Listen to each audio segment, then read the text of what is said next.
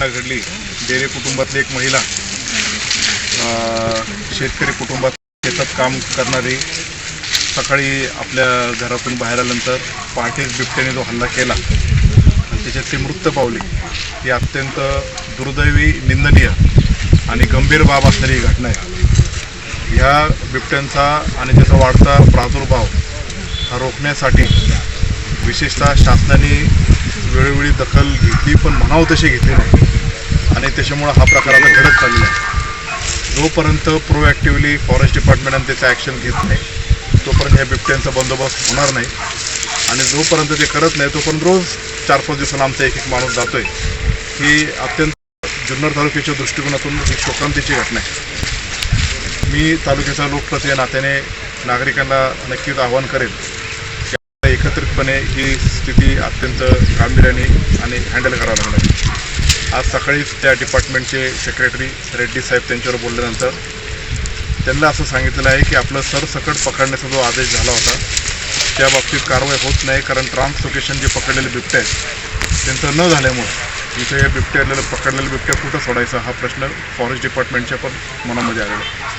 म्हणून त्यांनी आता ट्रान्सलोकेशन करण्यासाठी इतर झू आणि त्यांच्यावर जे प्रपोजल्स पाठवलेले आहेत ते पुढच्या 8 दिवसामध्ये सगळेचे सगळे निवारा केंद्रामधले बिबट्या तिकडं इतर निवारा केंद्र, इतर झू आणि इतर फॉरेस्टमध्ये ट्रान्सफर करण्याचे हालचालीला सुरुवात केली आहे। पण तोपर्यंत या तालुक्यातले घनता असलेले जे स्पॉट्स आहेत जिथं आपण आता बेस कॅम्प केले त्याची सगळी टीम पिंपरी पेंडार, पिंपळवंडी, काळवाडी, उंबरज ह्या सगळ्या परिसरामध्ये तिथं पिंजरे लावणे आणि सरसकट ते बिबट्या पकडणे।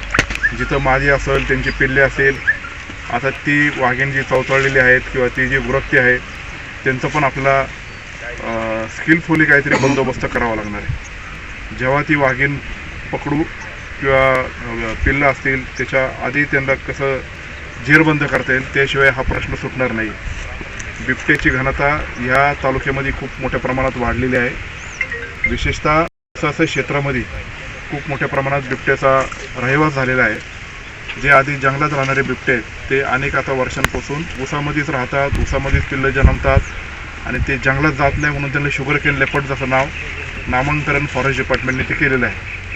हे शुगरकेन लेपर्ड जे आहे ते ऊसातच राहतात आणि बाकी जंगलात न जाण्यामुळं ते मानवी वस्तीच्या जवळ आलेले आहेत। शेवटी हा भाग काही जंगलचा नाही, हा आमचा शेतकऱ्यांचा आहे, हा माणसांचा आहे आणि त्याच्यात बिबट्याने अतिक्रमण केले अशी आमची भावना आहे।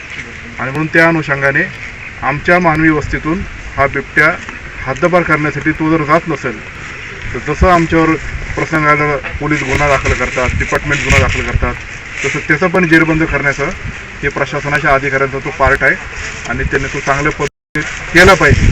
अन्यथा अशा घटना होत राहतील। हे सगळे आमच्यासारखे पुढे वळवणार, लोक पण आक्रमक होणार, त्यांची भावना ते व्यक्त करणार आणि हतबलतेच्या दिशेने आम्ही चाललो की काय अशी भावना लोकांची होता कामा नये। म्हणून आजपासून या सगळ्यावर स्ट्रिक्टली बंदोबस्त विशेषतः फॉरेस्ट डिपार्टमेंटच्या लोकांनी त्यांची जी SPLF special leopard task force जी आपण अलॉट केली होती त्याची माणसं बोलून हे सगळं करावं असं मी त्यांना सांगणार आहे। मी आत्ताच ही आपल्या पिंपरी पेंढरची भेट घेतल्यानंतर मुंबईच्या दिशेने जाऊन सेक्रेटरीशी बोलून तिथं आता कोण मिनिस्टर ते मला माहीत नाही पण त्यांना बोलून याच्या बाबतीत तुम्ही गांभीर्याने पूर्ण महाराष्ट्र राज्याचे फॉरेस्ट डिपार्टमेंटच्या दृष्टिकोनातून जे तुम्हाला करता येईल ते करण्याचा हे करून आणि जोपर्यंत सरसकट बिबट्या तुम्ही पकडत नाही तोपर्यंत आम्हाला मोकळा श्वास घेणार नाही। तर आज ही घटना घडली, दुसरी अजून कुठेतरी घडेल। आमचे काही आई बहिणी लेकरं जे काही नुसते घरात आता आपण सर्वजण मिळून कारवाई करूया। माझंही नागरिकांना आव्हान आहे की ह्या परिस्थितीतून हाताळण्यासाठी आपल्या सगळ्यांची मदत लागणार आहे। घडलेली घटना दुर्दैवी आहेत, अनेकांचे प्रश्न गुन्हे दाखल केले त्याची मागे घ्या, मागची घटना झाली त्याच्यामुळे आक्रमक व्हा, पण आपण जरा थोडंसं समजुतीने घेऊन आता फॉरेस्ट डिपार्टमेंट आणि पोलीस डिपार्टमेंटला ते बिबट्या जेरबंद करण्यासाठी ते जे काही इन्स्ट्रक्शन देतील त्याचं आपण पालन करूया आणि येत्या काही दिवसातच हा ऑर्डर आपण आणून ऑर्डर तर केलेलीच आहे पण तरी याच्यावर प्रोॲक्टिव्हली ॲक्शन घेण्यासाठी आपण सर्वजण एकत्रितपणे पुढे चालू आहे।